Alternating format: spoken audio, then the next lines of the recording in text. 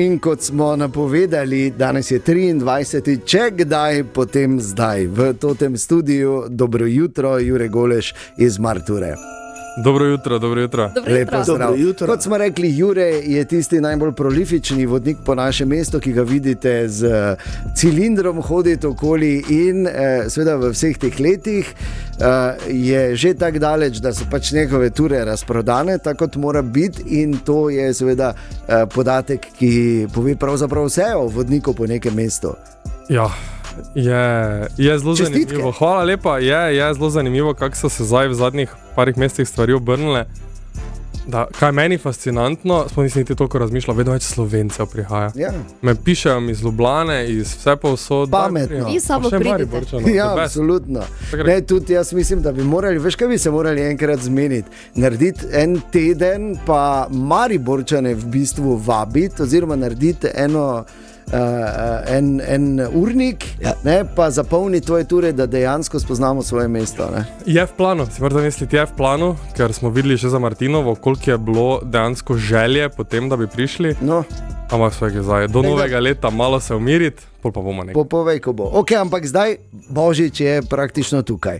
Maribor in Božič, je to šlo z roko v roki ali je to bilo vedno malo tako, ali povej? Jaz sem postavil isto vprašanje kot za Martinovo, odvisno kako daleč nazaj gremo. Ok. Ni problema, ker vaš Božič v Mariboru je en prvi fun fact, ne? Ime Božič v Mariboru izhaja, ni povezano s Kristusom, ampak iz staroslovanskega mali bog, Božič. Da naše poimenovanje Božiča ni to prevod Santa Clausa, je pač Božič. Tako da mi smo tu, tako bomo rekli, moramo gledati, kako smo praznovali, ker pri nas je bil zelo močen germanski vpliv, ampak pravo praznovanje Božiča se je pa začelo z industrijsko revolucijo, z meščanstvom v mestu tam 19. stoletje, tam smo pa začeli. Ok, no torej gremo od 19. stoletja naprej, ne bomo za nazaj s temi germanskimi vplivi, pa kak smo medvede klali, pa to ni verjetno pomembno, ampak ja, no ok, te pa začnemo tu. Kaj je kaj zanimivega? Kaj zanimivega? No, 19. stoletje, kdo je Božič postavil? To, da imamo mi jelke doma, to je bila kraljica Viktorija. Ker je bil njen mož Nemc, ker Nemci so si izmislili okrašene jelke. Čisto enostavno, to je še z luteranskih časov.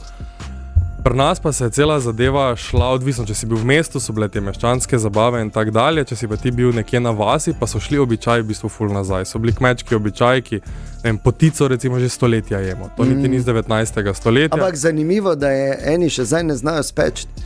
Jaz kar priznam. Jasne. Glej, v današnji dobi vse lepo in prav, če znaš spet, samo jaz vem, da do mene dostavlja potico mobi pekarna, ki je čisto dobra. Tako da se da dobiti dobro potico, ampak tu se je začelo res 19-20 stoletje, pa ravno to, ta intimna družinska druženja, to je bilo pri nas.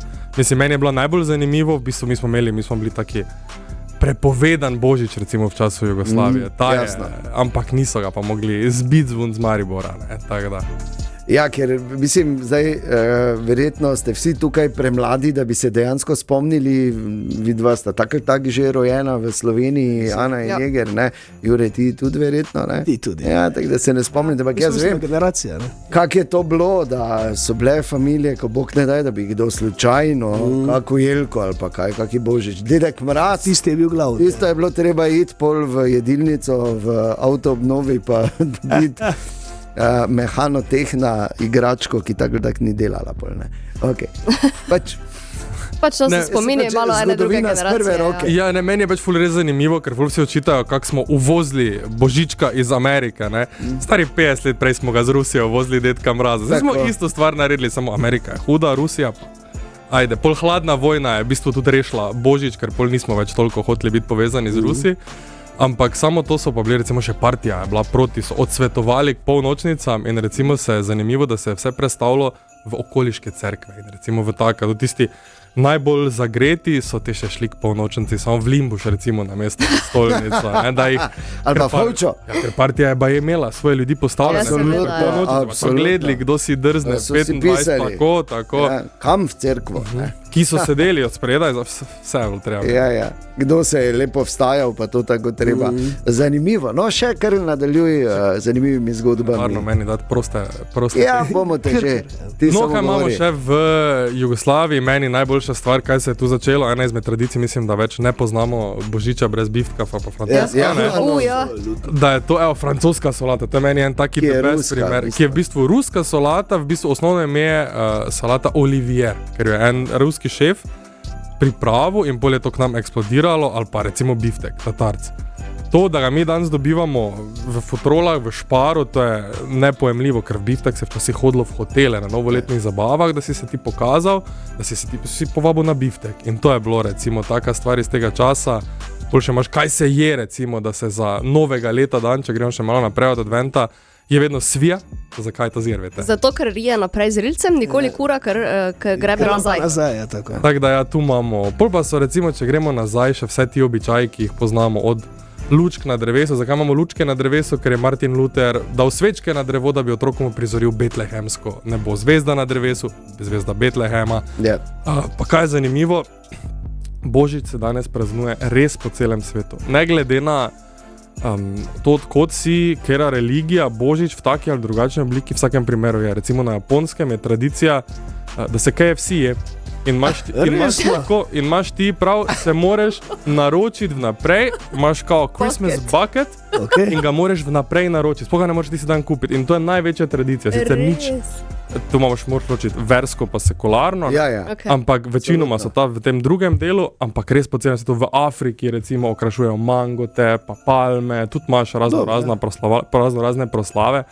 Tako da res je neki, ampak vse posod, kar je pa meni ful všeč, je pa ta bližina, družina, bodimo skupaj, pa tudi, če se celo leto namaramo, pa se gledamo, ajde, to ti en večer se te vsejmo, pa biftek pojejmo, pa se pol šimfajmo na poti domov, ampak vse vemo, kak je. To je meni ta del, ki pa se ohranja že s prazgodovine, tam že izpred našega štetja, ta bližina, družina.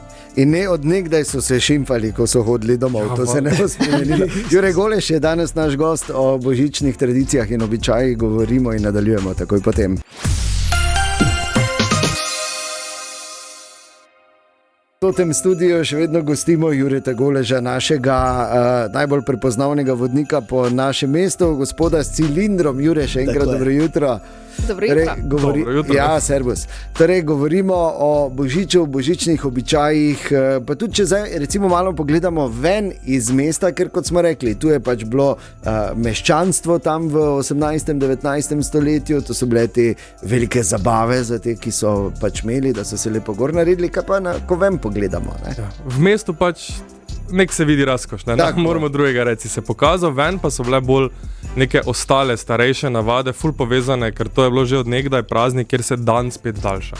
Zmaga luči nad temo, tudi v slovanski mitologiji je bil to mističen čas, kjer se je divja jaga zgodila, kar je čisto vkradeno Norvežanom, kar je ful zanimivo. Ampak kaj so delali, recimo, vedno je mogel biti na mizi božični kruh, se je posebej spekel, ker se je to prva pšenica se je v moko zmlela tu okoli.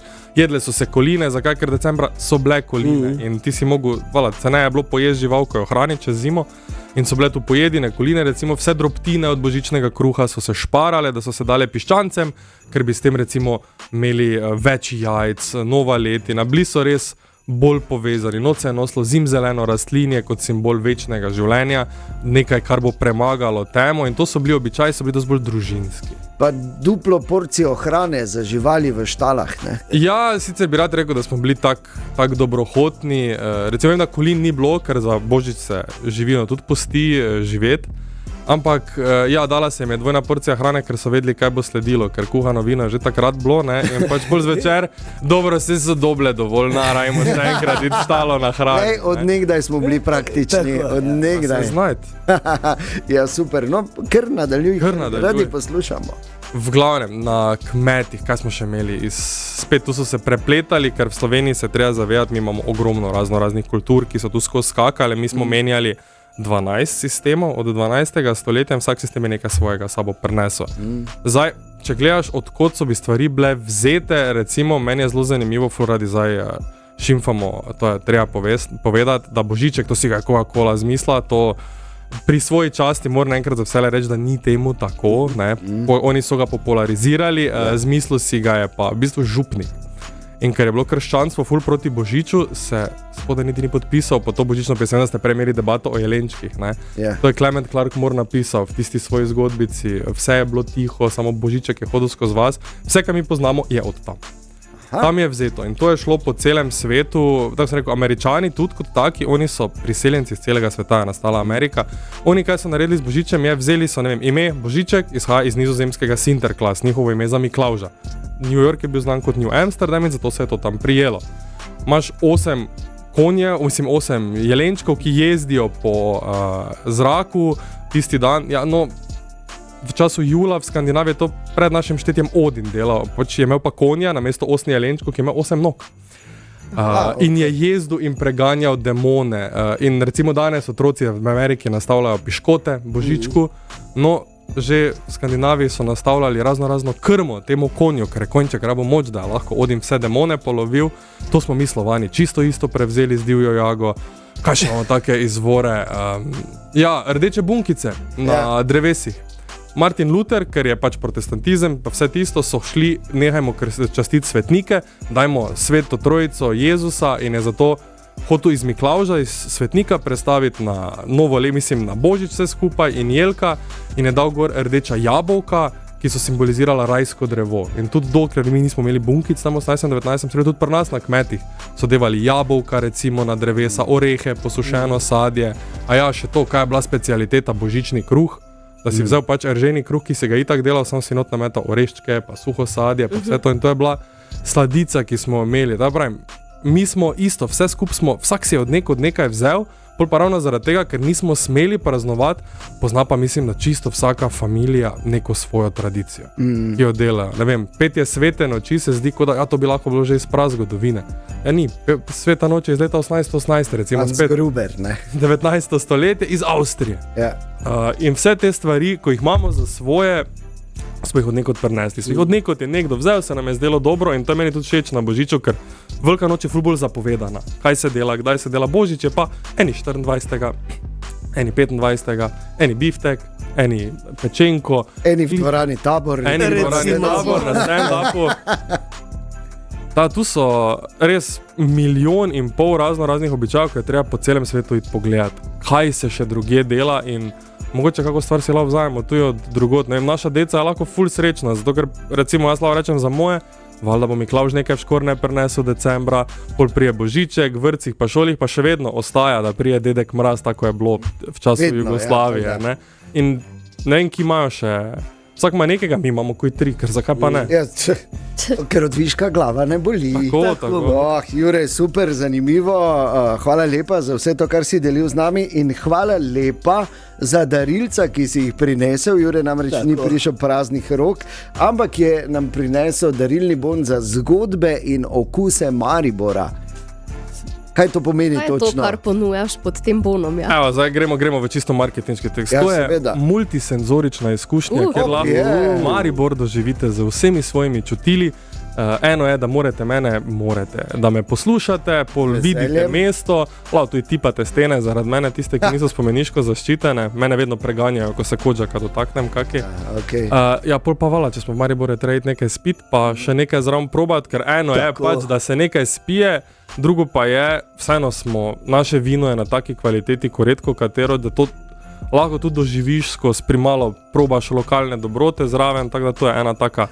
In to je, če še kdo ne ve, lahko to darilce še vedno nabavi na martur.si. In ga bo tudi zelo hitro dobil, tada, če še nimate darila, pa rabite nekaj. Res je, pa ker sem jaz se tako pozno tega lota, začenjam za novo tradicijo, ne, da se bo za svete 3 kralje to devalo, ker jaz nek tuji komaj par dni nazaj sprintal.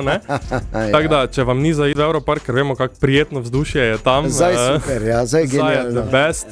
Če bo vse, ko imajo redarje, lahko to tudi tako na hitrco rešimo, če bi kdo slučajno slučajno si želel doživeti Maribor, pa si rekel, najboljše Mariborčane po Mariboru voziti. Ja, jaz mislim, da je to eno od lepših daril, ki jih lahko daš in ni samo omejeno. Naše mesto je tako lepo in na njega smo tako ponosni, da dajte to naokoli širiti, kako se le da. Na martur.si tudi najdete vse informacije. Pravi čas bukirajte turo. Jure je namreč precej zaseden in izjemen vodnik in kot smo slišali, biti z njim skozi naše mesto je vedno doživetje. Pa tudi pesnik.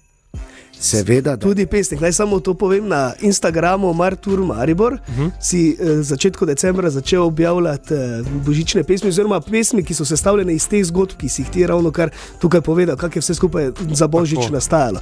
Jaz moram povedati, da sem imel to čast, da sem jih dobil predčasno od Jureta v branje in tudi zraven navodilo, on jih je pisal ob tem, ko je poslušal instrumentalno božično glasbo. Tako da jaz predlagam, ena še mora biti objavljena, verjetno bo jutri.